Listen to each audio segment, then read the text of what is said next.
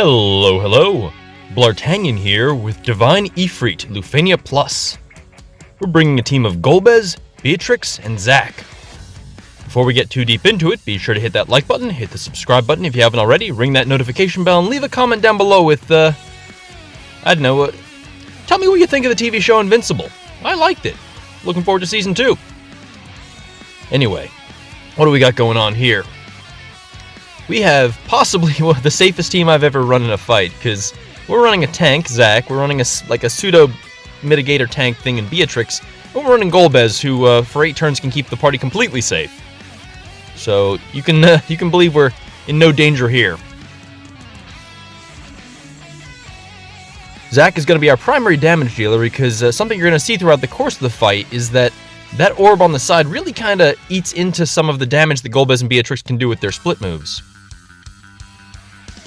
We're actually off to a quick start here with a very early Golbez BT finisher, obviously to counter that 90% attack.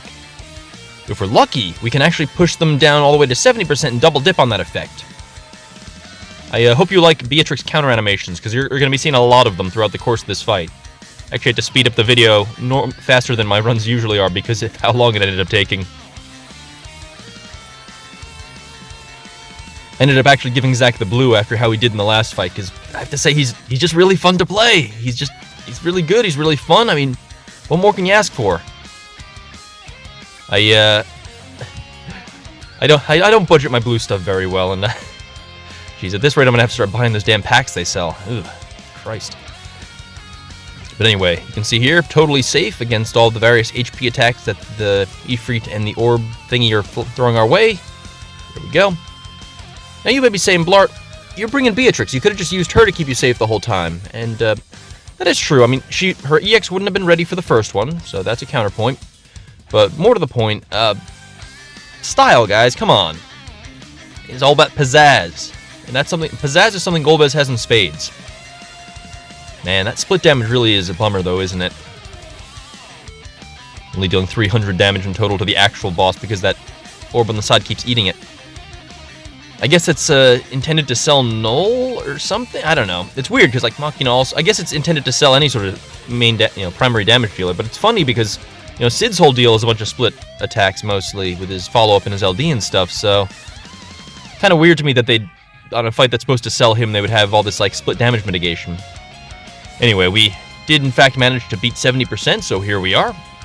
Just kind of ignoring that threshold attack. And in the Kurosame call now. For the most part, we're going to be saving our calls and debuffs for the latter half of the fight, because of how the orb and stuff work. That whole scorch aura that they get. But we can toss on a base Kurosame call just to get some extra damage and plow our way through the rest of the first half of the fight. Rest of the first half. That feels weird to say. Anyway. At least Golbez's skill 1 is able to deal good damage, single target. Not like Zac good damage, Jesus. Calm down, Zac. And this is without any, Brave Gain or HP. This team has no HP damage up, no, Brave Gain up. It's really taking advantage of the reduced reductions. The whole Ifrit having no reductions but giant HP. And that orb mitigating all the split damage, to bring a pair of damage dealers, and one, I mean, Beatrix, she has aura, she's a support, but, let's be real, she doesn't have brave damage up, she doesn't have HP damage up, and her attack aura isn't that great either, so we're relying heavily on the fact that the reductions aren't going to stand in our way to bring a pair of damage dealers to just deal damage. That said, without HP damage up, our damage is lower than it would be normally. Zac is not going to be hitting those million damage chain slashes that, Black Cloud has shown off. It's okay. So you see here, we're going to go ahead and push him below 49. We're using Beatrix here to survive the 49. If you want to use Golbez for this fight, you can do something like a Reno call, like a Setzer, to get past that first 90, or, well, actually, I guess any of them. Basically, what I'm trying to say is, with Golbez's BT+, you can skip 4 of the 5 threshold attacks. Because as you saw, you can double dip. The reductions don't get high enough that the second half of the fight's gonna, be a problem for that. But you're gonna need, for that 5th one, you're gonna need something else. Like I said, Reno, Setzer, Shiva if you want. You could bring Shiva if you don't want to bring a call. Or, in my case, I brought Beatrix, because she's also fantastic for dispelling the orb, and, you know, off-turn damage for all the various turns the bosses are going to be taking. And, yeah, that's going to be great. Oh yeah, one other thing I forgot about, another reason I brought Zack is because Ifrit likes to take really, really frequent turns with that Flame Claw Plus attack, because it has super-duper high turn rate when breaking, so I figured, let's just bring a tank who is not going to get broken, and make sure Ifrit isn't going to, like, overdo it on the turn jumping. There we go. Anyway, so yeah. At this point, the boss, well, we've dumped a bunch of debuffs on the boss. Something I figured out and didn't fully realize is the way the Scorch Aura works. They apply a bunch of passive debuff auras to your party once they go below 50%, once the orb goes off on the little fireball. Those include HP damage down, Brave damage down, Max Brave down, Imp Brave down, and HP down, I believe. Don't quote me on that, but that's what my research has indicated. Science.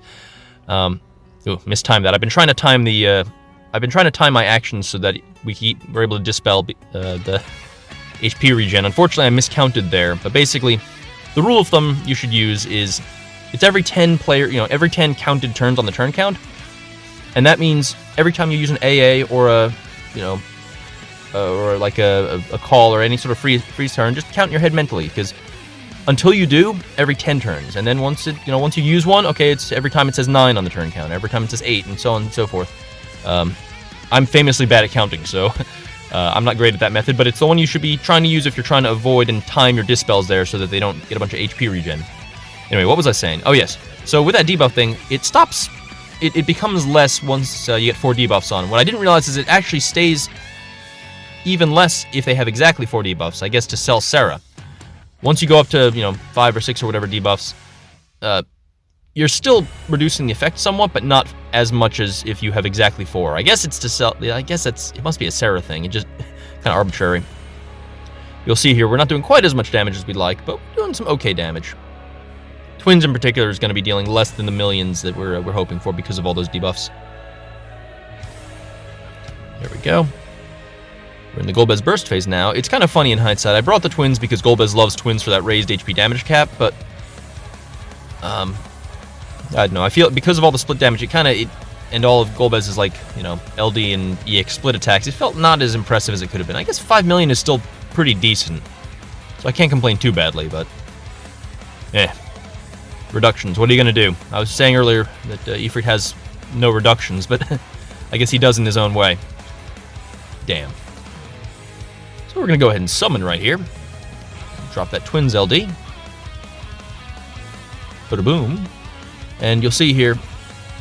Okay, it turns out I was full of shit, and upon watching the replay, no, you know what? Once they have 4 or more debuffs, we're all good. I'm not going to go back and re-record this because I don't have that kind of time, but for some reason I could have sworn it dealt less than 1 million when I remember watching, and I remember thinking like, oh, I guess it's because it needs exactly 4 debuffs. Alright, well, take that for what you will. This shows you how much research I do into my fights. I could have sworn it was exactly 4, so whatever. It doesn't matter. The important thing here is we are safe. We have once again rushed the threshold so that big attack did nothing because of Golbez there. Beatrix is standing by with Holy Knight Safeguard because, I guess, redundancy. In hindsight, it's kind of funny, we swapped out Zack because I wanted the Dispel for the HP regen, but, he also was our main damage dealer, so I guess swapping it out for, there we go, you see 700? I don't know. Whatever, I'm overthinking these things. It's okay. If you watched to this point of the video, you're probably just here for the sound of my voice, I guess. Anyway. Yeah, here we go. Beatrix, take us home. Damn. Well, I was hoping that would work. We'll end it with style here. Glim Hazard. And there we go. There you have it. Golbez, Beatrix, and Zack through Ifrit Lufenia Plus. That was pretty fun. Kind of made a fool of myself at the end there. Anyway, I hope you enjoyed. Thank you for watching, and I will see you in the next video. Adios.